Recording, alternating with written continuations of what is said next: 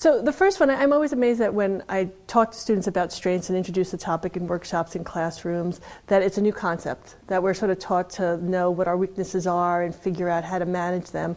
But in fact, knowing and using your strengths really has been found to have more significant positive impact on people's success and well-being. There's a tool called the VIA Strength Finder, and that's a tool that's been used in positive psychology to help people know more about their strengths. So the second tip is to have goals. Now, the great thing about being a student is you get these nice little syllabuses and they tell you what your goals are for a week, what your goals are for the semester.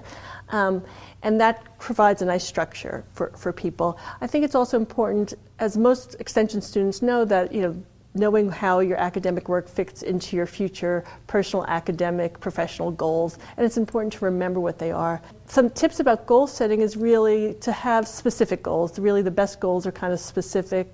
They're also your own goals, and the importance of having flexibility. So the third goal that I want to give students is that feeling good matters. So when you're in a class working on a project, if you're excited about it, if you feel good, if you like your classmates, your teachers, you love your class, you do better, right? And there's a lot of research that actually happier people are more successful.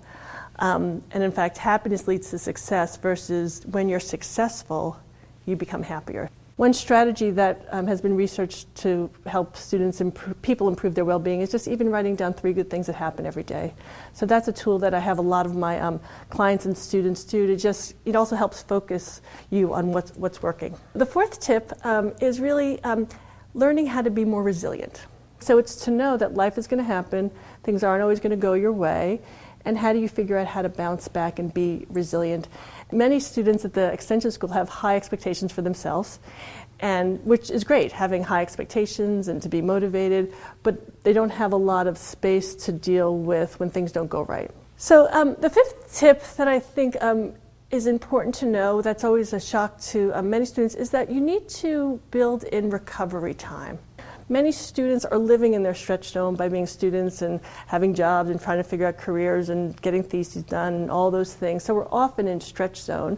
And so the stress isn't bad, but people fail to take recovery time, right? And that's from the taking, a break every 90 minutes, taking lunch, eating meals, spending some time in the weekend just to recover. Okay, now, and we all know it's that vicious cycle. Well, you're so busy, you don't have time for that. Those are the first things to go. Unfortunately, those are the things that are most important to help fuel people and really keep them on course to achieve their goals.